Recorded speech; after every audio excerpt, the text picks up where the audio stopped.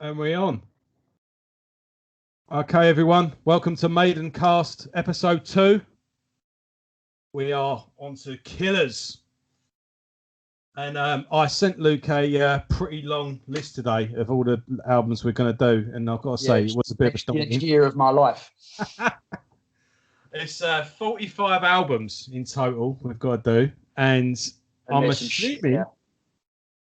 Well, we've got a new project from Adrian coming up. Yeah, isn't there talk of with Richie Kotzen? You can't say that. Why is that? Because he's not allowed to say it yet. So we've just outed it. Oh. So how do you know if we don't? Everyone's fucking known. People have taken pictures of him and Richie Kotzen on like Monaco Beach and stuff like that. Apparently, there's a Bruce Dickinson solo album in the works or in the pipeline. Yeah, he talked about that in his book tour, didn't he? He said he was going to do another one. I thought that would have been out by now. It's not as if he was going to tour it, you know. Let's not fuck about. We would have had a Maiden album if it weren't for COVID. So, yeah. Because they postponed the Legacy of the Beast tour, didn't they? That would have been done by now. The new album would have been out now, and they've been gearing up for the new album tour. The tour's cancelled. They're not postponed. No, they did. It's gone back to summer next year. So it's basically put Maiden on hold for a year. Oh, I thought... Which when the drummer's fucking 67, that ain't no good. Right, well, there must be some dates they cancelled then. Either that... but it was the vast majority. They rescheduled. There's some they had to cancel, obviously. But no, so we should have had the new album out by now. So, all right, so you're pretty... There's an album... But then again, I don't know. Because because it was all over Twitter and Instagram that Kevin Shirley was in the studio, Maiden were in France. You know, it's like, it's too coincidental just to happen. The album in the can, ready to go. Because Onslaught we're talking about, because you know Onslaught are killing it now. Yeah. They're like most successful album of their careers. It's charted in America and everything. And he was saying, Nigel was saying that he knew of a load of bands that were putting their album on hold, and he went, I didn't see the point. Everyone's at home. Everyone's itching for stuff to do. Well, you know, he said, I didn't see the point. I thought, get it out, and it seems to have worked.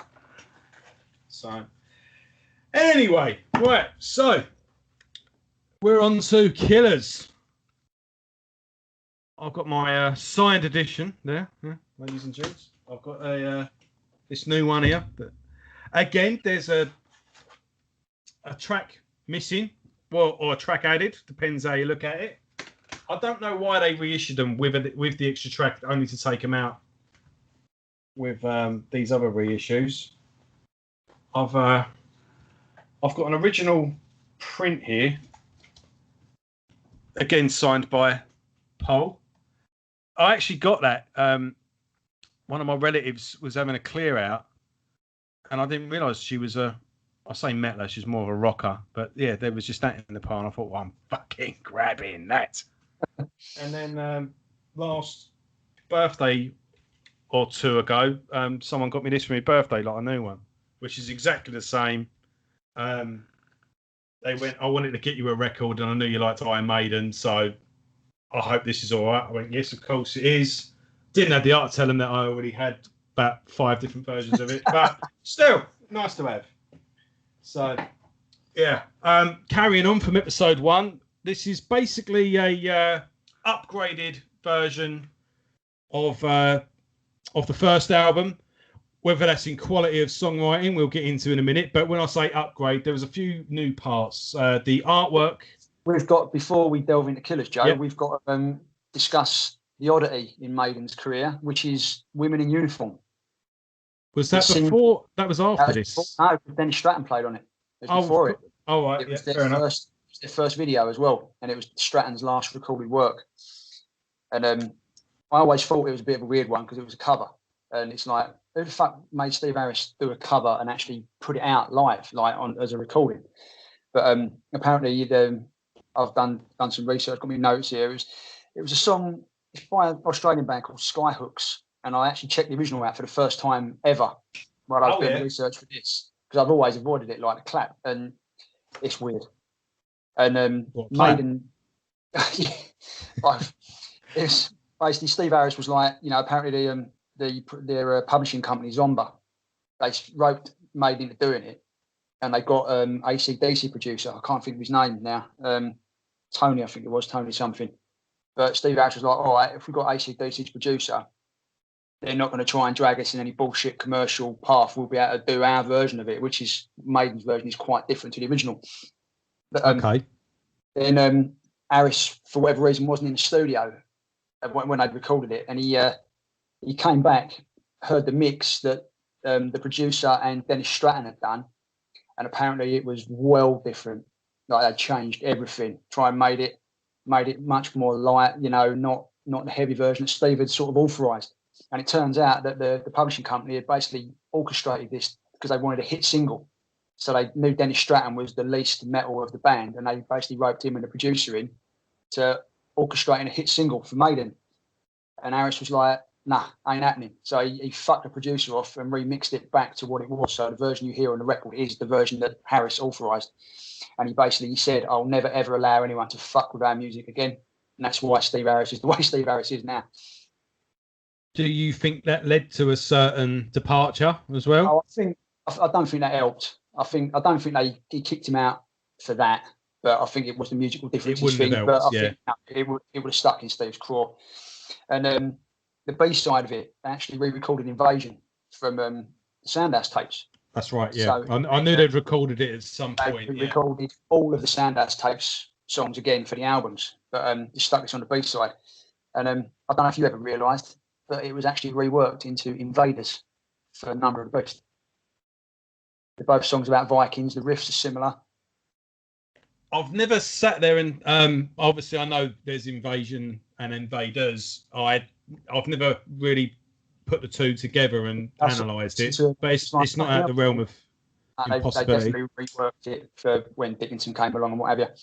Oh, interesting. But yeah, so that's that little oddity. I'll have to play all three back to back for me. My homework next week. Nice one. I did read a little bit about that actually in this book that I referenced last week. It's not a bad little book actually. You've got a lot of people. It's basically just like a series of quotes from different. You've got Charlie Benenti from Anthrax, Biff Byford from Saxon, Richard Christie from Death and Iced Earth, Diano, Udo Dirkschneider from Mixet, Doro Pesh, David Ellison from Megadeth, John Gallagher from Raven. You've got guys from Clutch, Scott Ian's in it as well, Lips from Anvil, Dave Lombardo, Dennis Stratton as well, and Glenn Timpson, Jeff Walters from Annihilator, and yeah. What's that? Sorry. Who's who in it? Basically, who's been influenced by Maiden.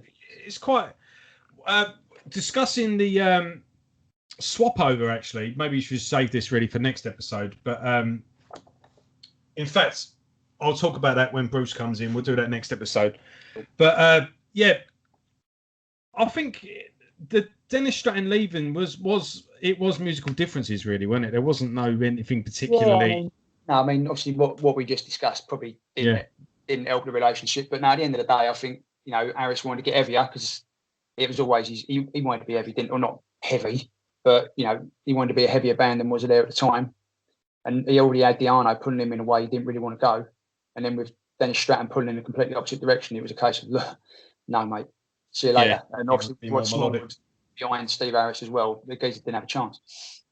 So the album artwork is basically an upgrade of the original.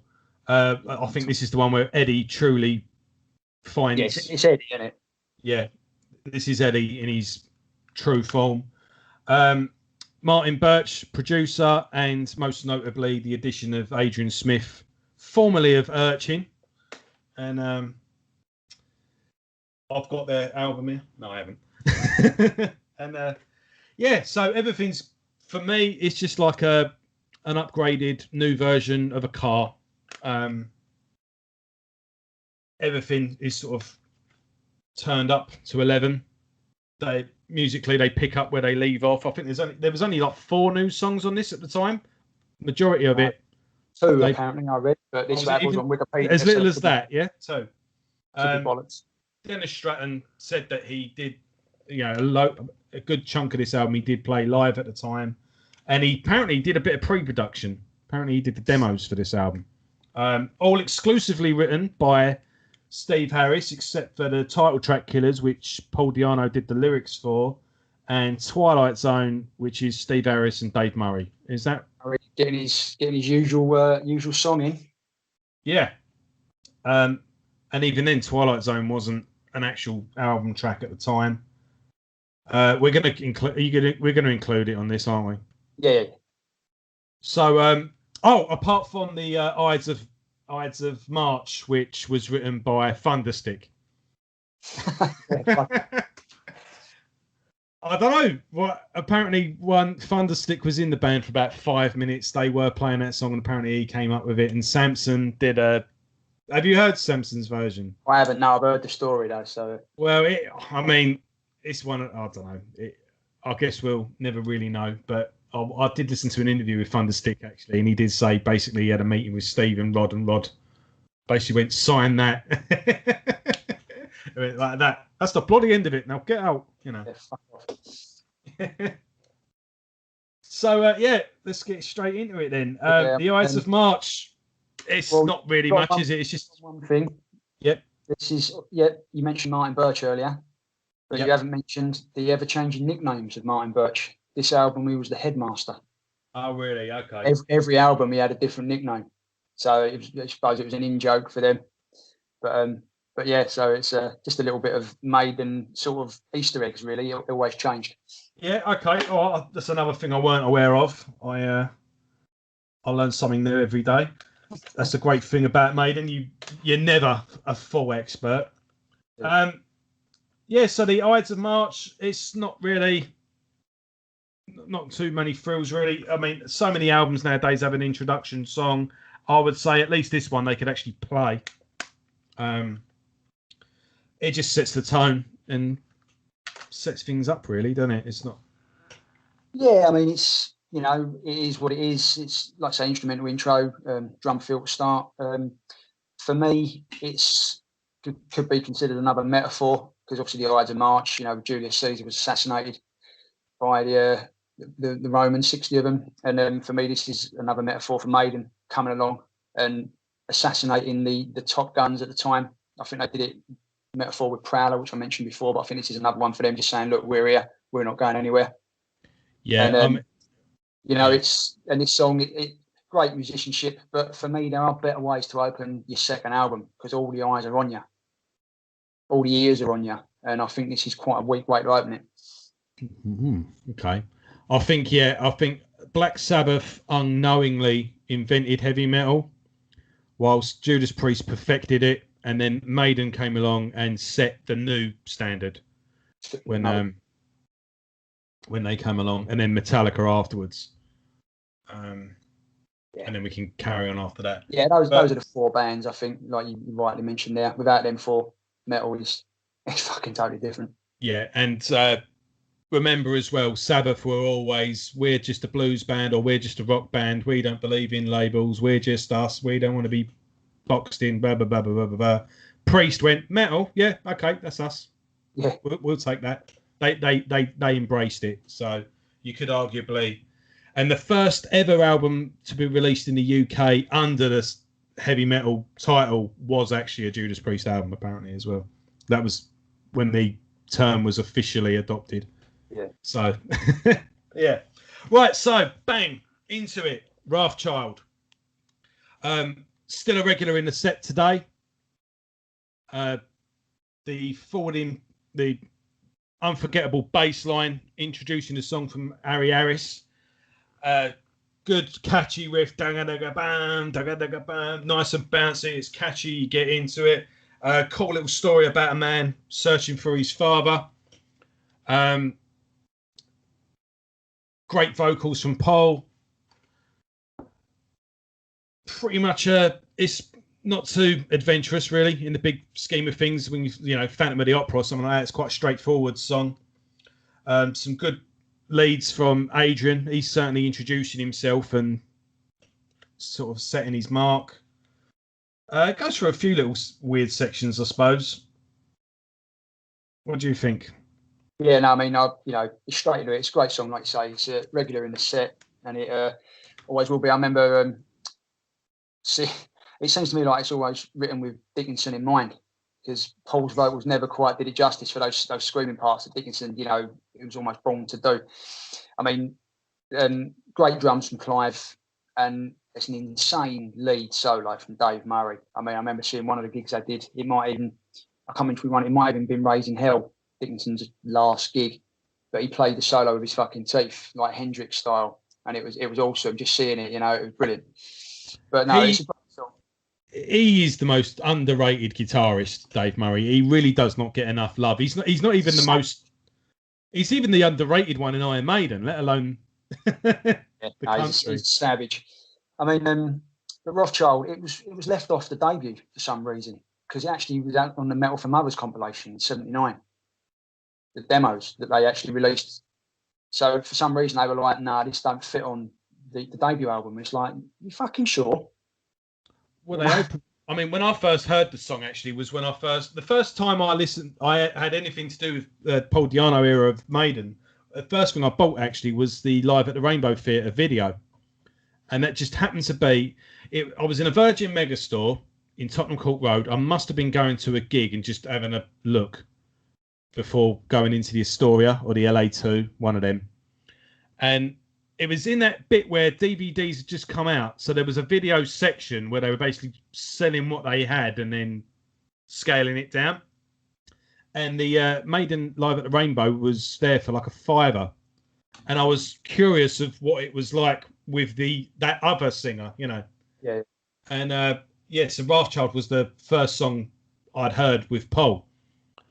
And I remember then, you know, it's got a real good chorus as well. The Rothschild, you know, you could do all sorts of that.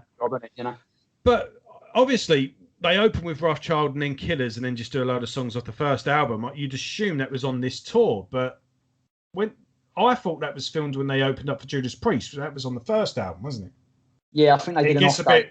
I think they did an off date where they headlined it. But no, it was on. I think it was 80, late 80 or even early 81 when Adrian joined, because that's something I was going to bring on later, but we might as well bring it in now. The version of Killers on that video actually has different lyrics. Lyrics, that's right, yeah. They hadn't even nailed the lyrics down yet, or Steve, whoever wrote them. Yeah. And I always wonder as well, because that would have been, because Maiden opens for Priest on the British Steel Tour. That would have been a show. Yeah. And I'm just thinking, well, if that was them opening for Priest, surely the Priest set would have been filmed as well. No, I think it was an off date. I think it was an off date. It was Christmas, I think, and they were like, you know what, fuck it, let's capitalise on our success, because by all accounts they owned that tour, and they wanted to capitalise on that, so they stayed and did an off date and sold out the fucking Rainbow and just released it on video. So would that have been? Do you reckon they did a longer set that night? I don't know. It's a bit of a weird one, because it was always like Made in England when that came out. That was never. It was only half hour. Yeah. But I still love that. I mean, yeah, I guess, I don't know, because if there was more of it, you think you would have put like the full thing on the DVD. Yeah, I think that is that, you know, just a short, sharp, you know, half hour. See you later. Yeah, it might have been like a fan club only date or cheap tickets, because even though they did a couple of takes of each song, that maybe they said, yeah, this is being filmed for a video or something like that. Yeah. Right. Murders in the Rue Morgue. This is when things really get going for me. You've got the that great little melodic solo. That dun, dun, dun, dun, dun, dun, you know, it builds up. Bum, bum, bum, dun, dun, dun. I always drum along to this. And then that, you know, and Paul kicks straight in with the vocals. You could say this is sort of a prototype thrash song. Again, really good chorus, really great melodic section, great solo, and then it all comes back round to that chorus again at the end. Could this have opened the album? It's certainly opened enough live sets in its time. It opened the entirety of the Number of the Beast tour, Beast on the Road. Yeah, the early years as well, when they did that tour in the 2000s, when they concentrated on the first four albums, they did it then as well, didn't they? But yeah. I mean, for me, it's a great song, and it's He should have opened the album, really. It's much better album opener than Ides of March. I know Ides of March went straight to Rothschild, but it's a much better album opener. You've got the start, you've got the mellow intro, builds dynamics, comes up, and then the drums come up, and then you've got the melody before it goes into that insane drum fill by Clive Burt, and then it's balls to the wall. So yeah, it would have opened the album much better for me, and I think it's what lets Killers Down for me is the song ordering. But Adrian Smith, he's definitely giving that edge to the band that they didn't have with Dennis Stratton. I know the production helps, having Martin Birch doing it brings out the sound, but Adrian Smith is one of the finest guitarists that the planet has ever seen, and he's definitely brought an edge to Maiden, and it was noticeable obviously when he wasn't there, and it was noticeable when he came back. You know, obviously jumping ahead of ourselves, but he's that important to the band, and he'll prove to be even more important when he starts writing later on. But aside from Adrian, no, it's another example of what we said last week about Steve not just playing root notes. His fucking bass is all over it. You can hear fills, you can hear intricacies. You know, it's just a standout song, and it would have been much better with the album opener, in my opinion. Yeah, I mean, it's completely airtight as well. There's just no room for light to get in.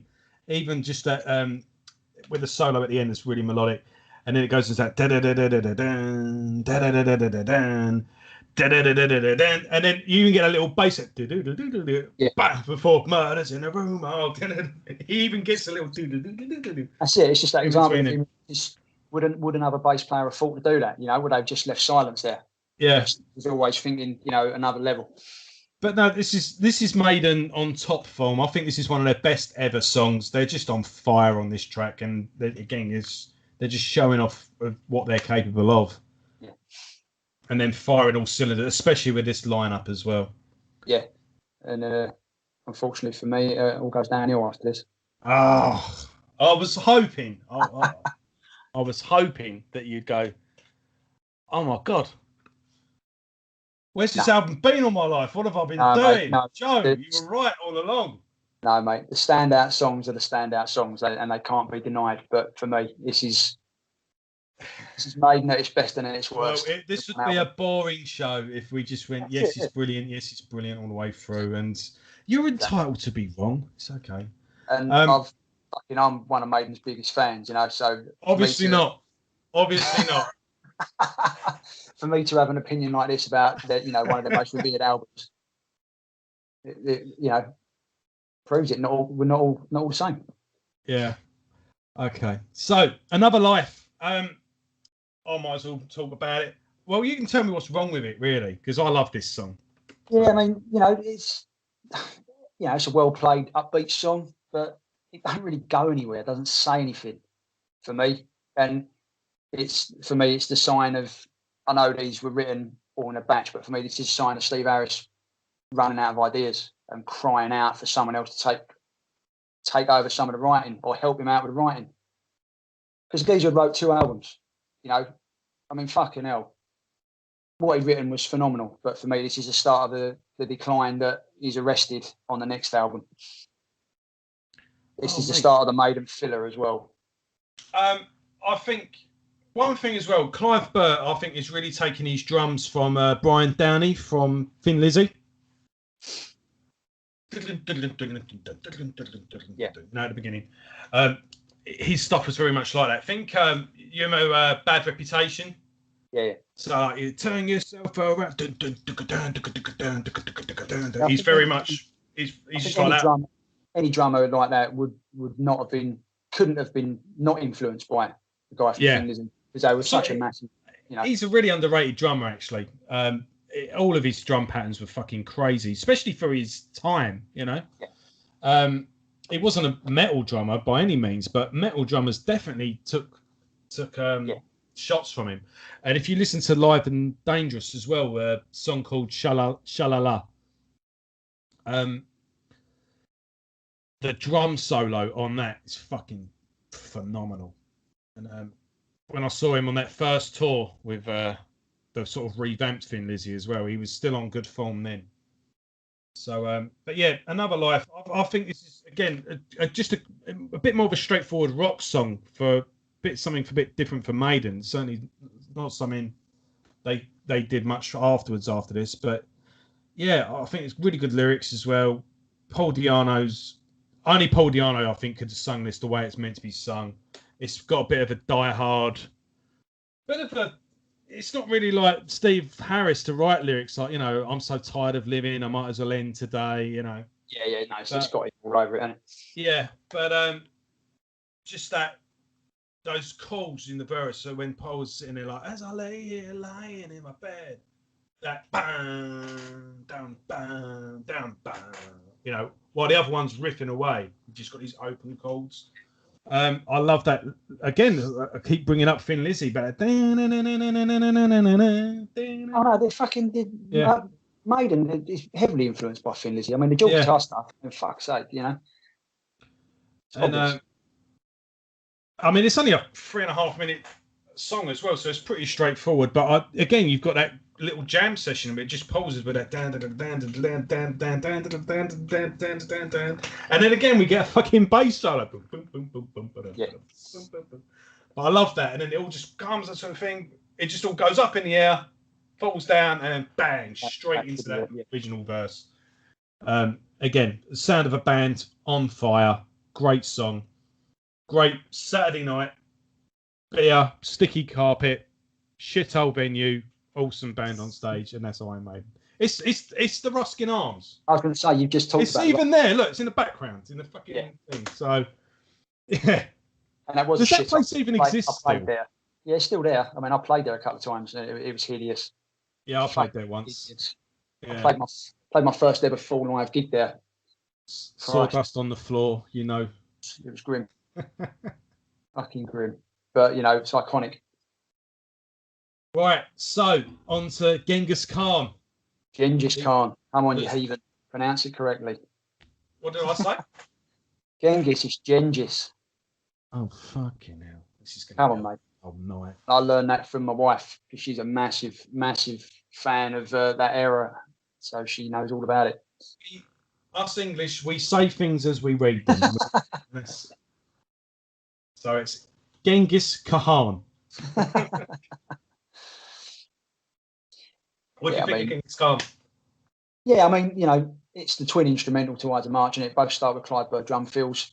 But it's almost like, fucking hell, lads, we've got a couple of minutes left of the vinyl. What do we do?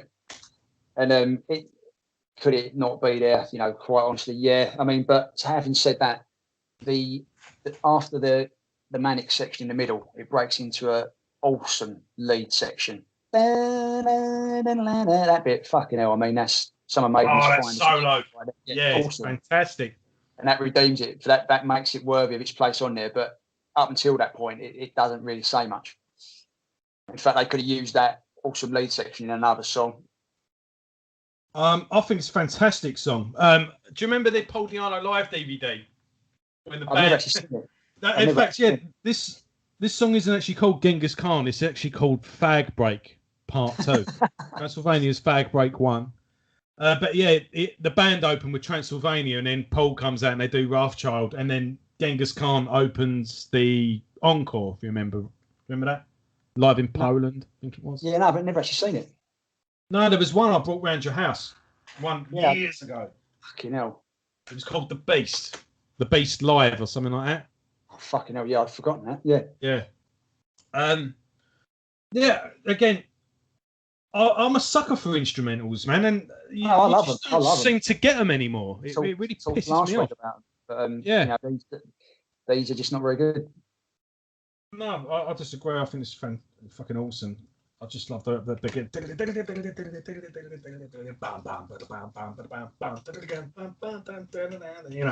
And then it just goes off on one. It just goes into this great jamming session. There's no way a band could play this live without being tight as fuck. I mean, you would fall down on your ass when I mean, even you don't like it that much. You've got to admit. No, the musician. No, fucking hell. I mean, even in Maiden's worst moments, when I think, fuck's sake, why did they even record that? The musicianship is still, it's another level, mate.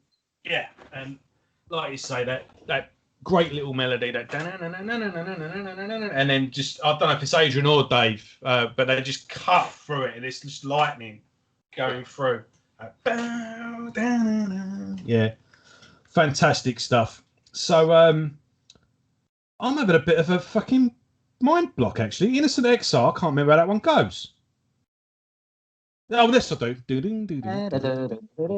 My life is so empty. No, that's Another Life, isn't it? No, Another Life. As I lay here lying on my bed. Right. That's Another Life. Innocent. It's my life is so empty. Nothing to live for. Da, da, da, da, da, da. Yeah. Your favourite album, mate? What's going on? Oh no, I'm getting them all tangled up. I normally just play it in one long. It's just one long song to me. Again, that's is it a twin lead? But it's that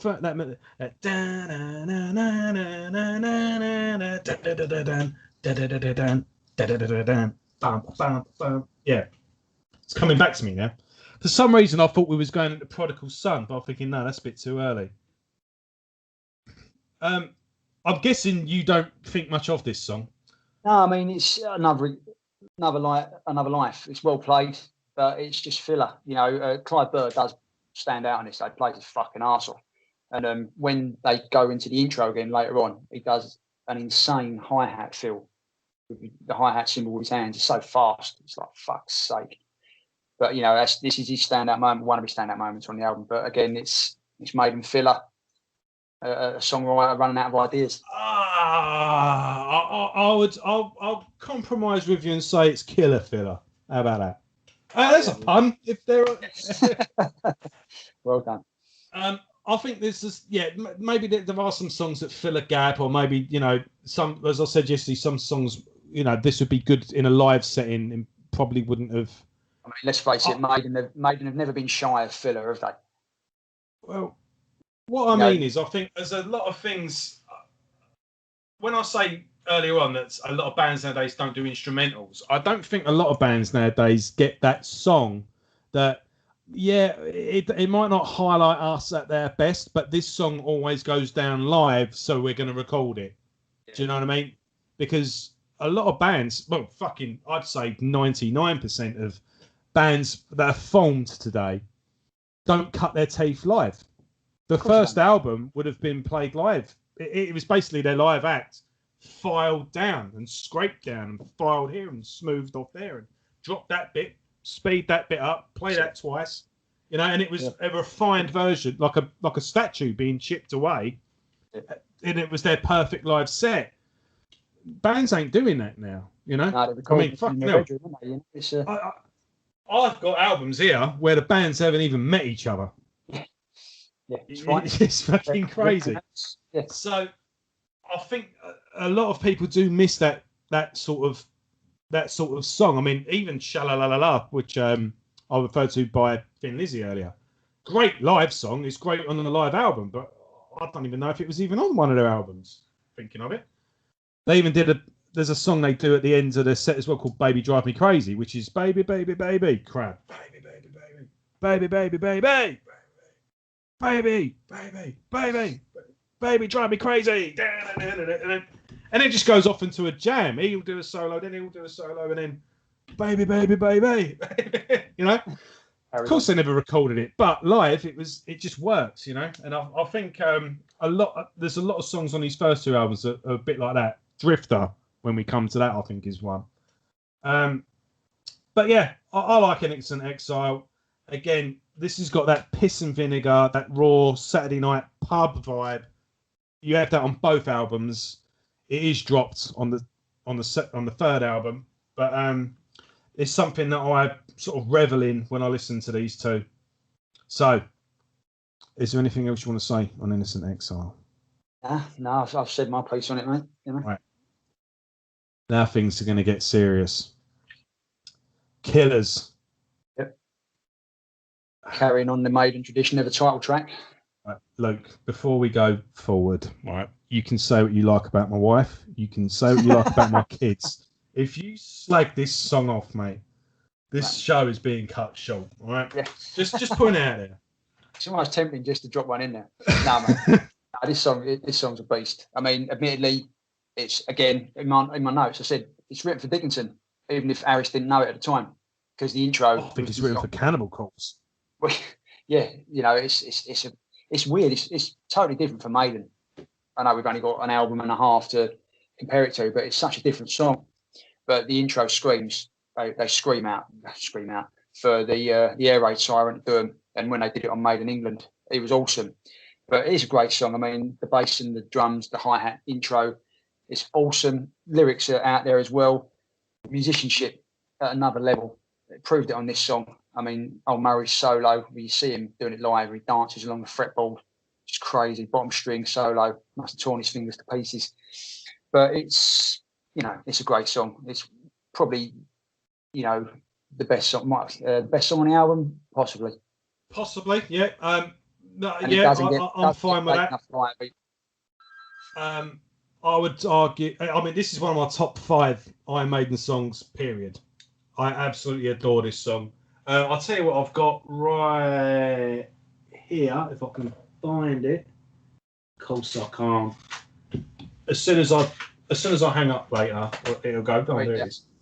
I've got an Anthrax bootleg on the Stomp 4 for. Oh, here it is. See that? Yeah. Live at the House of Blues. When was this recorded? Does it say? 2000s. Yeah. Opening with Crush. So yeah, Crush. That's volume 8, isn't it? So. Oh, was it volume 8? Yeah. Yeah. Crush, Fueled, I Am the Law, Antisocial, Inside Out, Room for One More. Anyway, and they do a cover of Killers. Fucking hell. With John Bush, of course, for listeners that weren't quite in the know there. Yeah. Interesting one to listen to with Bush singing it. Yeah. His voice sort of sits in between Di'Arno's and Dickinson's for me. It's sort of in that mid.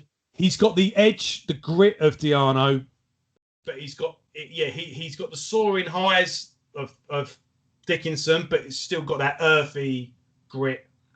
Big time. And you'll be surprised how high John can go. He doesn't do it. He doesn't rely on it. He reserves it for when it's needed. But yeah, I mean, I think a death metal band could cover this song. I couldn't see why not. The lyrics certainly fitted for it. Yeah. Again, it's just so atmospheric, and it pumps me up every time I hear it. Just Maiden have always understood dynamics, going from the quiet to the heavy, you know, with mellow and melody and all that. They've always understood that better than most bands. Yeah, and it's just that, again, you've got that bass line and thing, you've got the clean melodic. Paul building it up with a yeah, you know, and then just, oh, yeah. And then when that riff kicks in, never did anything like that again. I was just, when that comes in. Completely unique, isn't it? Yeah. And oh, fucking love it. Sinister lyrics as well. You walk through the subway, his eyes burn a hole in your back. Fucking brilliant. And then I wonder what the lyrics were for that, like we brought up earlier on the Rainbow. I can't even remember what they were. Bollocks. They are just what? Yeah, it's. I kind of something about a bright candle burn. We will stay here. It's none of it makes sense at all. And yeah, just that again, that solo, that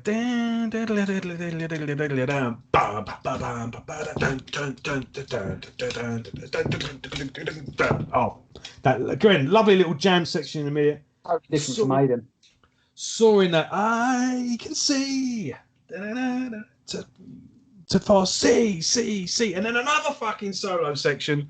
And again, the live version on Made in England was fucking hell, it's so good. I played that over and over, and I wore the VHS out of that. I remember.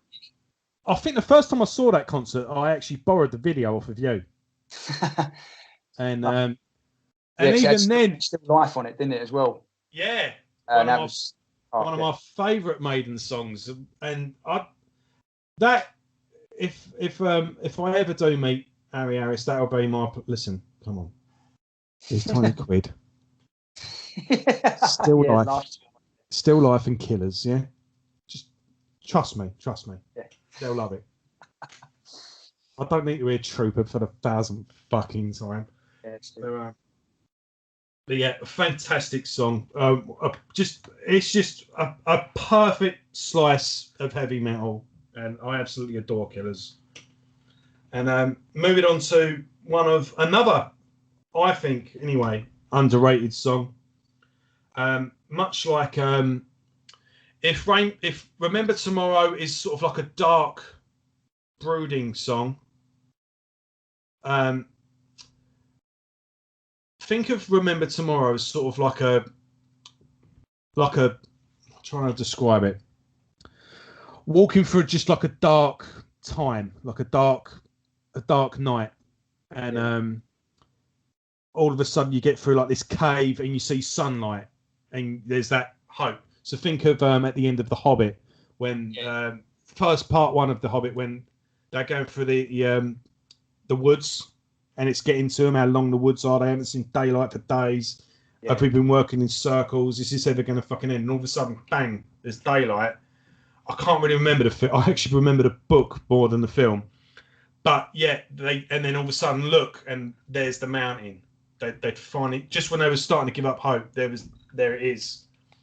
And I kind of see like that. If Remember Tomorrow is night, this is the day. This is a much more upbeat song, even though the lyrics aren't very upbeat. But musically, and it's got that sort of progressive, sort of fantasy land. It's almost folky. I mean, I fucking love it. For anyone who's not twigged, we're talking about track 8, Prodigal Son. Sorry, yes. But no, I mean, the acoustic guitars, I mean, fucking hell, Maiden up to that point, that's completely new. And it's a great song. I mean, to be fair, I think I know what I just said about Killers, but I think this is slightly better than Killers on the album. I fucking love it. Great verse, great playing, and it works because it's different. And Harris, he's flexing his muscles, it's because this was one of the 2 new songs written for the album.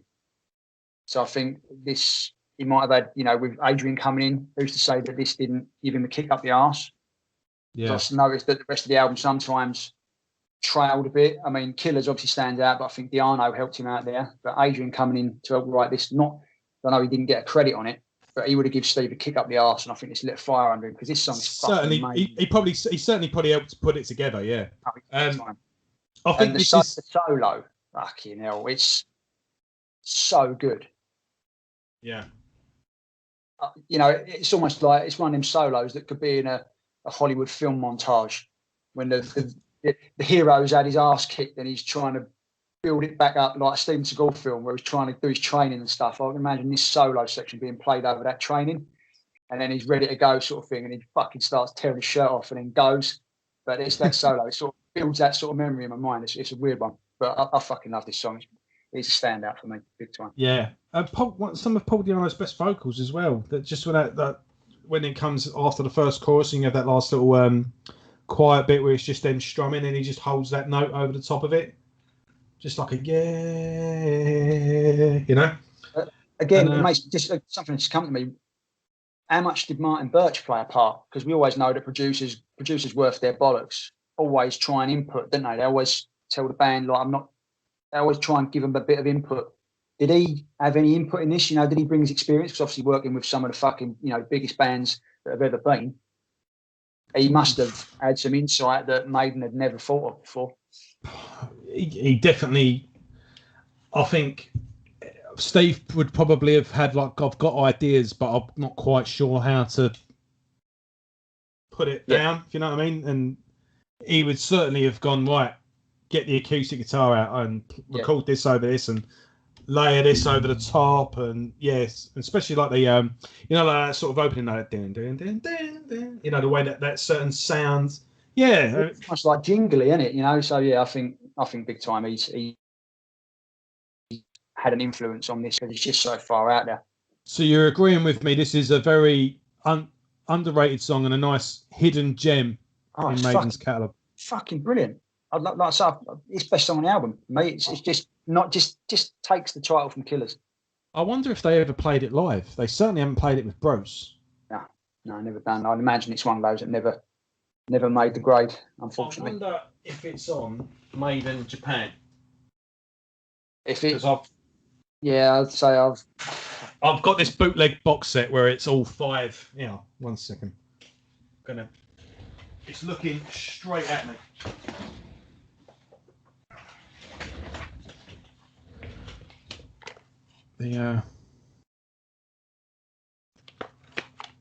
And I've got all this. It's about 4 CDs, about 4 or 5 full shows. Yeah. They do Strange World. Fucking hell.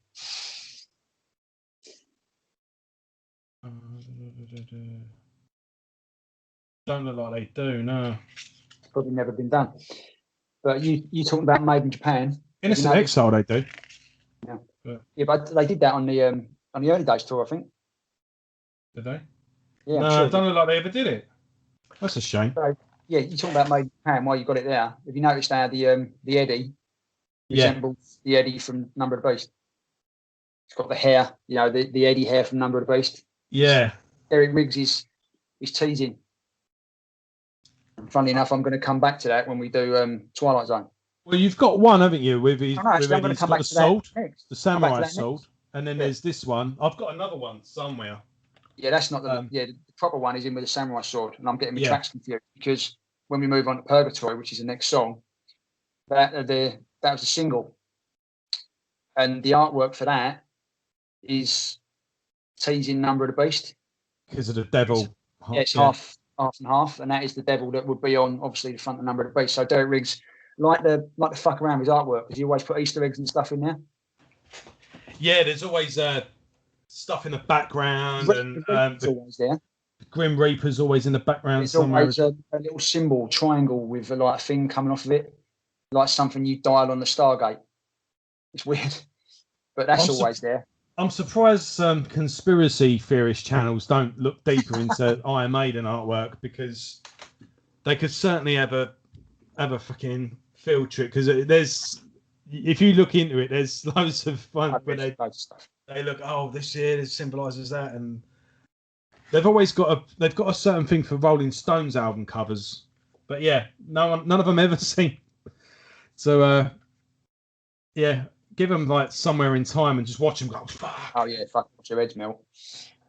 So, right, Purgatory. What do you think? Yeah, I mean, best thing about it is the artwork for the single. It's another Maiden filler. It's when it kicks in, it's really awkward because the music's good, as Maiden's music always is, but Paul's vocal line doesn't suit it. It sounds awkward, disjointed. During the verse, especially. I mean, when the chorus comes in, the chorus is fucking great, so melodic and catchy, and it's there. But the verse sounds really awkward, and it's almost like Paul's struggling to keep up with the music because it's quite a fast song.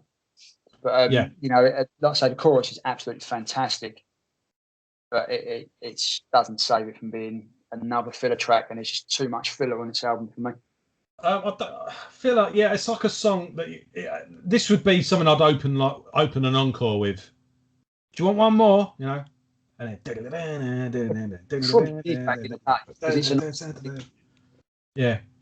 and then that lead into that lead that please take me away so far away. It's like they're playing it twice the speed that it needs to so they can hurry up and go home.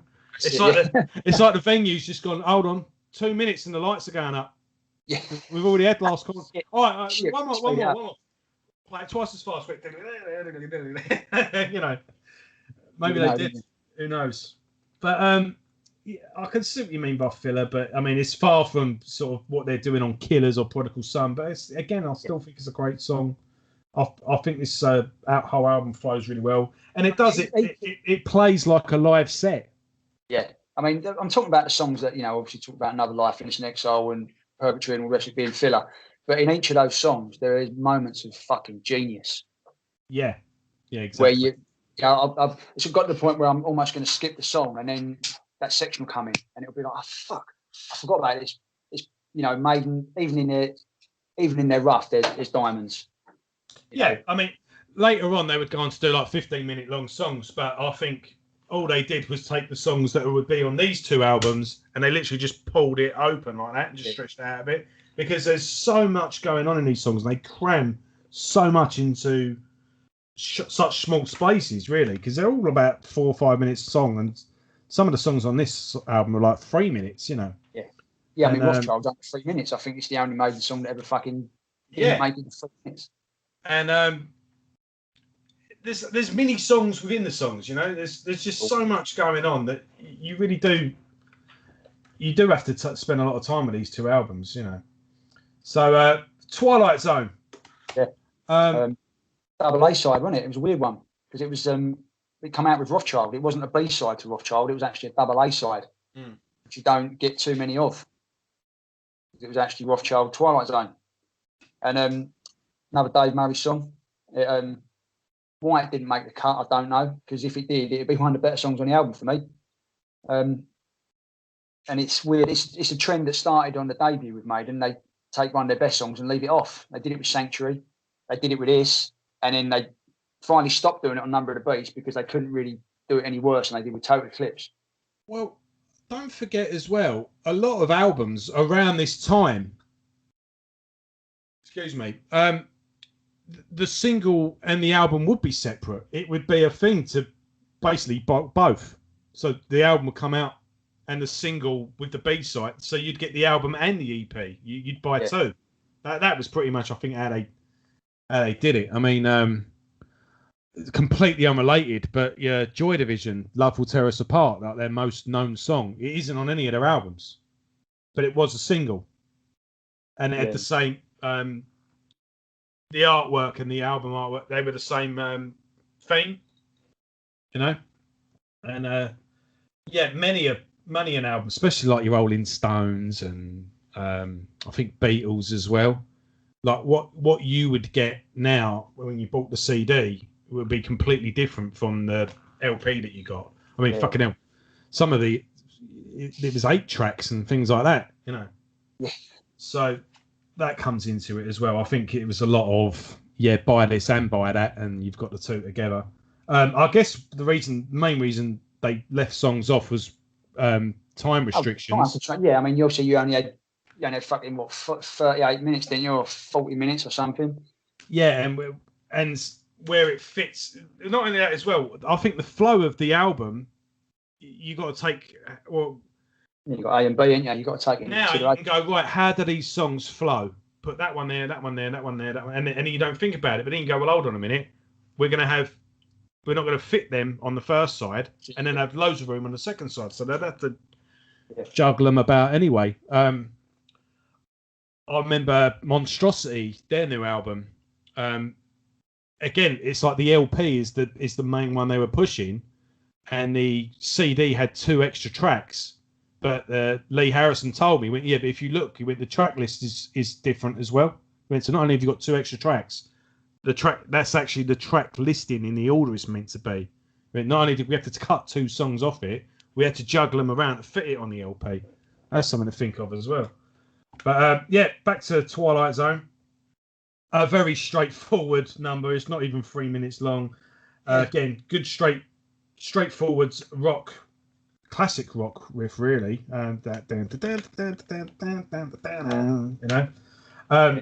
I think its main thing, it just kind of just plays itself, a bit like Purgatory, really. It's a bit of an encore song. A lot of Dave Murray songs were like that. They're straight to the point, nice and simple. No time changes, nothing like that. It's just Dave Murray writing a good old-fashioned rock song, bosh, you know. Yeah. And it works. You need a bit of that. I don't know if this would have been a better album closer, this or Drifter, to be honest, because they're both closers to me. I think as well, you know, you've got that play it quick vibe that you had on the last track. And I like Can You See Me? And then that And good fun song. Yeah, it is. Really. And then we've got Drifter. Yeah, well, shame about that, really. No, I really like this one. Again, this is a good song, I think, to close with in a live sense. I can picture doing this song live, especially at the end when it just all... I'm trying to think. Some songs where they might have like a revolving riff that they just keep playing over and over again and get like faster and faster. I've got a bootleg from from the Beast on the Road tour. It's called Night of the Living Dead. It was on American radio, and they played this right at the end of the set, and they do have a sing along. Dickinson gets the crowd giving oh yo yo yo yo or something, and they do extend it out. I think they make it about 10 minutes, which is 11 minutes longer than the song should be. I do like the opening, that riff, and then you've got that sort of that weird little bit, sort of about a minute and a half in, because it slows down, doesn't it, to that slow part, and then you've got that sort of, it's like this weird little thing on the guitar goes. Yeah. But I like how it all builds up at the end, and again, it just to me feels like a good closer to a live set with the whole I want you to sing it, and then I could just imagine getting the crowd with that one. I want you to sing it, Yeah. For me, it's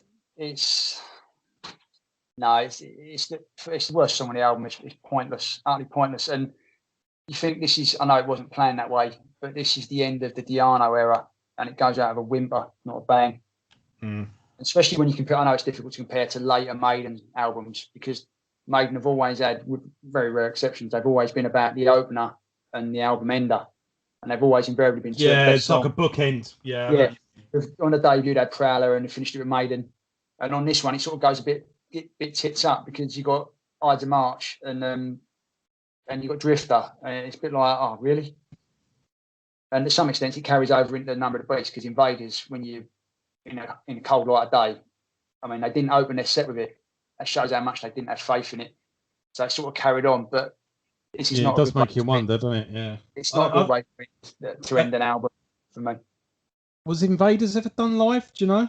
I don't think it was. I don't recall it ever being done live. Yeah, odd. I mean, we can research that for next week, can't we? But to be discussed. Stay tuned next week. I'm kind of repeating myself really, but I think it's a good fun song to close an album. Again, both these albums have got a very live gig vibe to them, and I can just see Drifter being a good set closer. And again, with Paul doing the whole sing it up, Clive's drums underneath that are really good as well. So yeah, I think we've got there. Do you want to do our conclusion?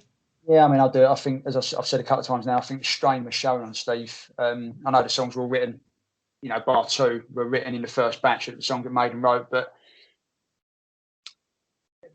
he was definitely, for me, he was running out of ideas on this one. He used all his best material on the debut, because there's nothing on this that even remotely comes close to Phantom or Transylvania or Prowler. Killers aside, perhaps, and Prodigal Son, definitely. But and it's the only Maiden album that hasn't got a 7-minute Steve Harris special. Yeah, I mean, I think it's for me, it's one of the worst albums.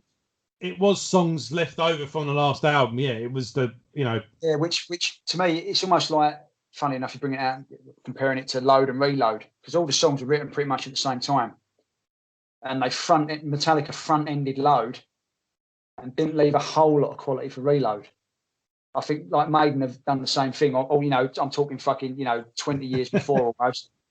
But they front-ended the debut and didn't leave a whole lot spare for Killers. If they'd have mixed up the track listings a bit, my score wouldn't be 5 out of 10. Fucking what? That's what I'm saying. 5 out of 10. Exactly. And if they'd have just juggled the track listing a bit with all those songs they had written, you have this moves up. But for the moment, there's not a whole lot keeping it. You got Killers, you got Prodigal Son, and one of the best songs they fucking left off, which is Twilight Zone. So yeah, 5 for me. There's bigger and better on the horizon, as we know. Hindsight is 2020, but this one, along with Virtual 11, is the least played Maiden album I've got. Right. Saving grace for it is the artwork. The artwork's fucking great, but the album doesn't live up to the artwork. Richard Christie says in that book, he said it's the ultimate horror movie poster. Yeah. He said, like, as soon as you see it, you're just like, yeah, wow. To me, this is one of my favourite. I've got some. I'd say my top 3 albums are very odd choices, actually, and but this is one of them. I think this is absolutely superb. It's not, it's not perfect. It's got this, songs like Purgatory, but which are kind of simple in Iron Maiden's terms, but they're still fun songs for me. I think it's a fantasy of mine. I'd love to form a band and do Iron Maiden covers. So do like an Iron Maiden tribute band of just this era. It's the only era I could hope to pull off. And I'd love to do just both albums in full. I think it's, to me, it's a 1-2 punch. I think Iron Maiden and Killers, the first two Merciful Fate albums. I'm trying to think of another two. Some albums just fit together. They're a twin pack. Black Sabbath, Heaven and Hell, and Mob Rules. The first two with Ronnie. Again, they just fit together. You can't just get the one. You need to have both. And I think this is a case of that. Again, it's a like I concluded on the last episode. This is an era that cuts off here. A lot is left behind. Maybe necessarily so, but it's still something that I like to revisit. And I do kind of think of this era of a band as its own little entity, like bit like the Eric Bell era of Thin Lizzy. The first three albums with the original guitarist, they completely changed on the next album. But yeah, I could go on and on and on about this era of the band. I love these two albums. I love Made in Japan. I love the B-sides from this era as well. I don't think this lineup of the bands did a bad song. Burning Ambition, I love. I even like I Got the Fire, is it? The Montrose cover. I like Women in Uniform. Fuck it. As trashy as it is, I still enjoy it. What's her name's in the? Is it Leslie Ash in the video? Yeah, she is. Shit video, but I still love it. Even for all its faults. But yeah, so this is a not objective, a subjective 10 out of 10 for me. I would never argue that there isn't better stuff later on. Bit like Terminator 1 and 2. Objectively, I would never argue Terminator 1 is better than 2. I just prefer 1 for my own sentimental reasons. And I'm very, very sentimental when it comes to this era of the band. So, and you're right. So, yeah, moving on. We have got Number of Beasts coming up next week. I think we've still got a bit of a maiden run. We're going to be interjecting solo albums and other bands. I think we get right away through. I think we get through Power Slave before we digress into other things. But yeah, second episode done. We're rocking now, mate. Ain't no stopping us now. We've got the groove. You still there, mate? I'm still here. Oh, right. Internet spazzed out a bit there. Oh, right. So yeah, thanks for listening, everyone. Like and share. Indeed, share it. And we'll see you all again soon. Metal. Take care, folks.